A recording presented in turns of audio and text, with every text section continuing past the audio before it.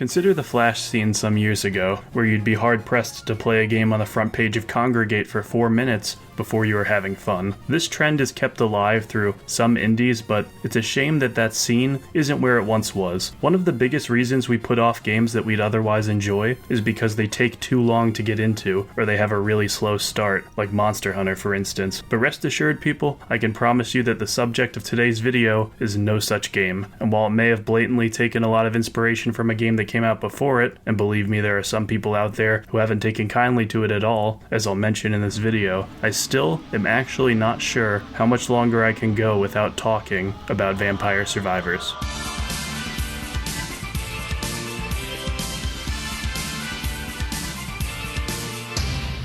I'm sure there's a big temptation to add more complexity to this game. More than 90% of the buttons on your controller aren't even utilized after all. But to add too much on top of this would take away from the amazing and addictive simplicity that Vampire Survivors so effortlessly provides. It's really taken off on the VTubing scene of all things, which my subscribers will be surprised to hear I'm not actually well versed in. And while I do think that it's kind of gained a lot more popularity than it might have actually earned, I recognize how fun it actually is at the end of the day. Essentially, Vampire Survivors is a game where the only control you have over your character is your movement. Slowly between and during waves of enemies coming at you, you'll amass different power-ups that quickly transform you into what is basically a touhou boss. It's unreasonably fun, and it very quickly lets you know why it's been rising through the Steam charts in the first place. Even if a lot of the power-ups you get are projectiles, they all behave very differently. Some target the closest enemy to you, and another might rotate around you in a clock-like pattern. This diversity, despite simplicity, extends to the enemies as well. While most don't hurl projectiles in any capacity, the way they move and swarm together can vary greatly. These plant enemies, for example, have a ton of health and slowly encroach on the player while they make a perimeter. There are tons of unlockables in this game, many of which are different characters. Lots start with a different power-up. After selecting one, you're thrown into the aforementioned open field with lots of different baddies trying to get you. Surviving and defeating bad guys lets you net gold that you can use on power-ups like increased fire rate and player health. Pretty typical stuff, sure, but it isn't until you're in the thick of it. It isn't until you're actually mowing down all of these skeletons and demons with next to no input of your own that you can really start to understand what makes this game special. Vampire Survivors itself is heavily influenced by a game that's come before it called Magic Survivors. Yet with how quickly VS took off, it started its own clones as well. Spirit Hunter's Infinite Horde is a decent outing, but there's currently a lot of balance issues, and I'm not really fond of how your character doesn't immediately stop when you let go of the analog stick, especially when you're surrounded by tons of enemies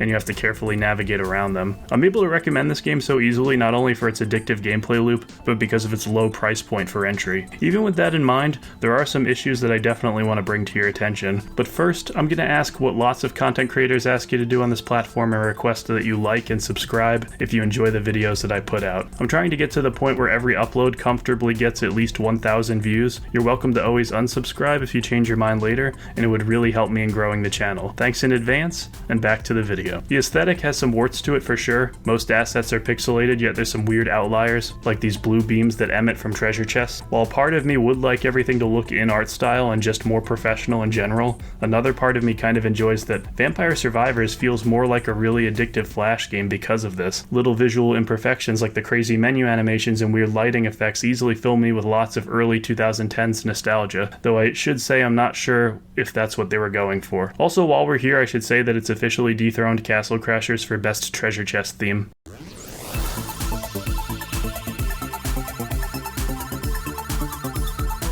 There's also the fact that sometimes a run can occasionally just give you some real inconvenient power-ups. You might get big, powerful projectiles that synergize well with others, but you'll never get a different weapon type that complements them. These runs where you can't get momentum going are especially frustrating since you need to survive a whole 30 minutes of real-world time to complete a run. So you actually do lose a decent chunk of time when you can't get things going. The game is labeled as early access and different weapons and abilities are getting added pretty frequently, but that doesn't change the fact that these issues can still be pretty apparent. I think it's also worth noting that, as I mentioned earlier, Vampire Survivors wasn't the first game like this. Magic Survival sits at a nice 5,000 plus downloads at the very least though, so it's nice knowing it's gotten a fair amount of recognition on the Android store. Regardless, it's hard to deny just how fun this thing really is, and once you've eviscerated a whole crowd of skeletons with a giant cross like I have, I think you'll agree. Other titles I've recommended on this channel have required reading mountains of text and forking over dozens of dollars, but Vampire Survivors is not only a meager $3, it's available on Xbox Game Pass. If you have a love for wave-based games or just fun, you probably won't regret taking a nice long look at Vampire Survivors.